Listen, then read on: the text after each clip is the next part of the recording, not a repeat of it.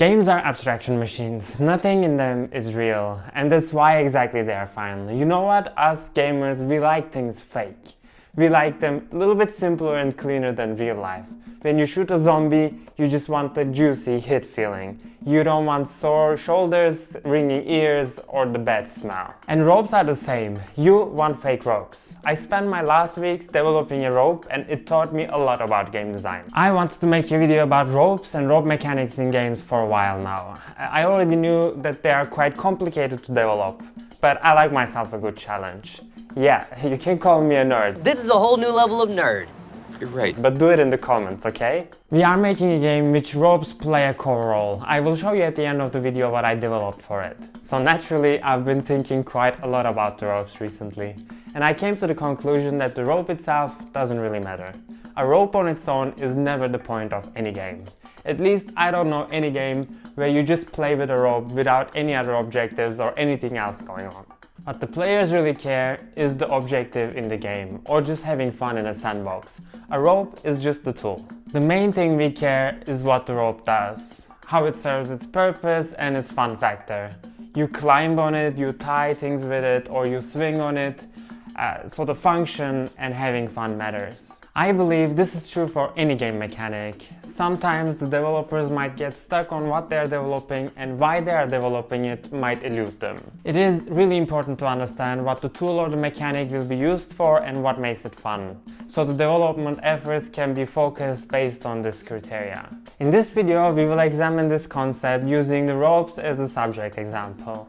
So I found out two great ways of approaching rope making. Okay? The first way is you can make the rope based on physics simulations and lean into the fun aspect of rope interaction. And the second way, you can make the rope constraint based and ensure that the rope fulfills its purpose and function every time reliably. First approach is to make the ropes physics based. It might look a little bit janky or it might behave erratically at times, but it will be really fun to interact with. This approach works really well when the rope is used just for fun and it's not attached to any core objective of the game. Like in Gary's mod, Just Cause or Teardown, the ropes are only secondary and not the core part of the game. Here, look at some examples how players get really creative and have fun with ropes in Just Cause and Teardown. 50 ropes.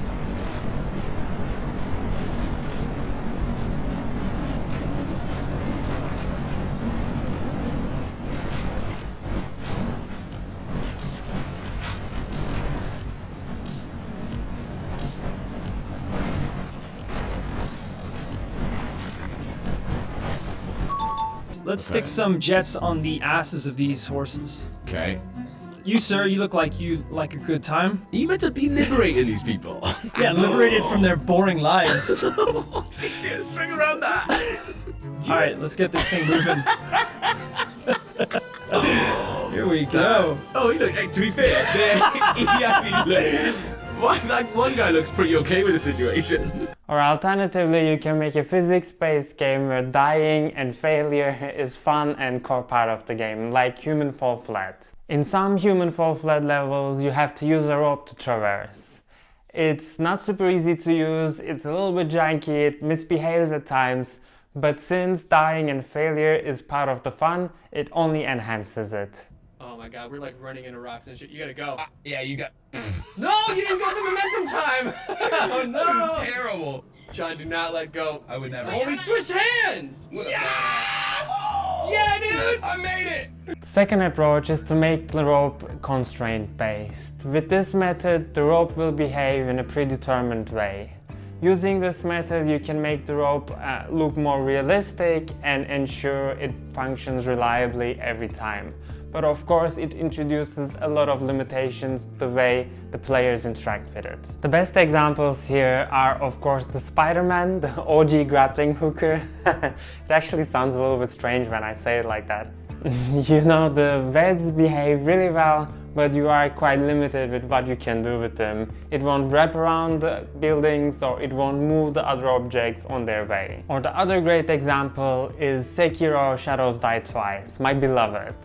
I find this rope interaction the coolest looking one, but to be honest, this is not even a rope interaction. You could just teleport to the grappling hook position and you wouldn't even notice. The rope is just a visual representation there. However, there is one exception to this. One developer made a rope so realistic, so good looking and so reliably functioning, it broke the internet.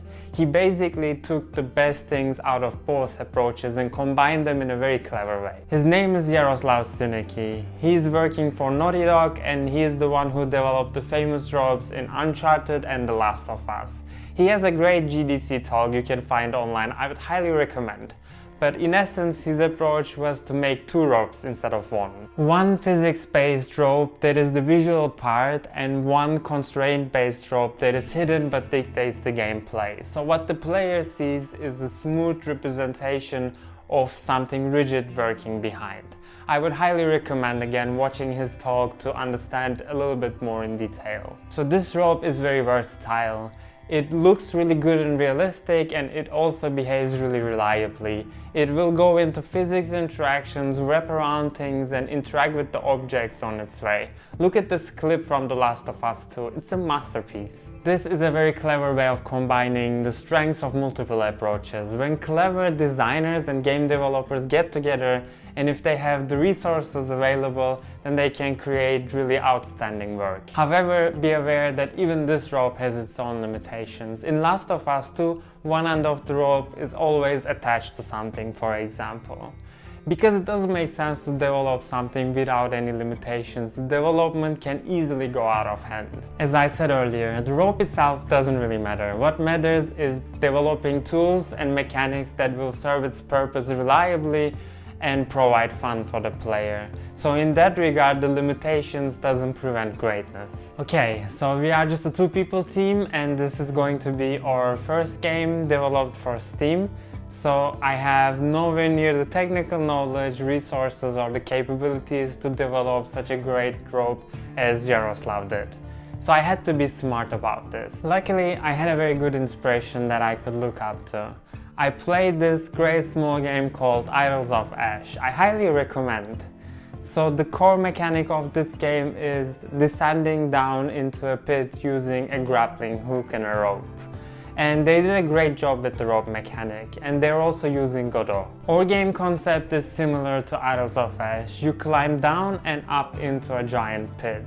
So I thought their rope method could also work well for us. I believe their rope is purely constraint based, so it behaves a bit more like a stick than maybe a rope. It's always a straight line and there's always tension on the rope.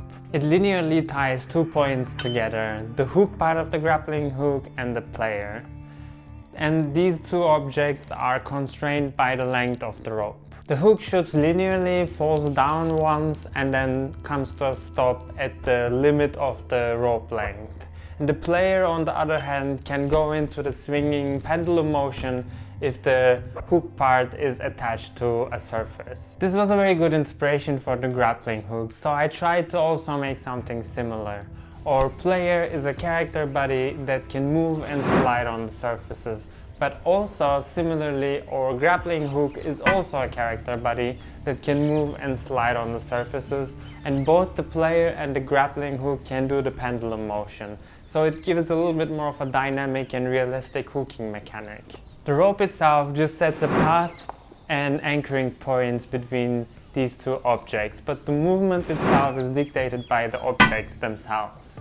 If you look at the way the rope wraps around the objects, you can clearly see the segments and the anchoring points. And the movement of these objects are constrained by these segments and the anchoring points. For example, from the last anchor point, the player can go into the swinging motion with the radius as long as the last segment of the rope. Idols of Ash is a one-directional platforming game where you mainly only descend, and you would want to do this as quickly as possible because you're trying to run away from a giant centipede. Our game, on the other hand, is bidirectional. It is slower paced compared to Idols of Ash and it has crafting elements in it. The player is expected to regularly both ascend and descend abyss. So I wanted the ropes to hold also strategic importance and be a bit more versatile. That's why I developed one more tool for players to use with the same rope logic. By using pitons, you can place permanent ropes in the world. This looks simple initially, but enables a wide range of gameplay for the creative players. Once you anchor the first python, you can start using the rope. You can run around with the rope, climb up and down, or wrap the rope around things. It reaches as long as you have the rope in your inventory. The idea behind is that the players initially take a more difficult and longer route using the grappling hook to collect materials. And once they have enough materials to craft longer ropes, then they can place these pitons to create shortcuts for themselves so they can quickly ascend and descend to the deeper levels of the abyss. This introduces a strategic decision making to the gameplay about where and how long you are placing your climbing routes. But as I mentioned, I wanted to make a versatile tool. So instead of placing your pythons vertically to climb up and down, you can also place them horizontally and create bridges to walk on them. Or alternatively, you can wrap objects with it and create zones, and maybe you can use this later to trap enemies, but this is still in work in progress.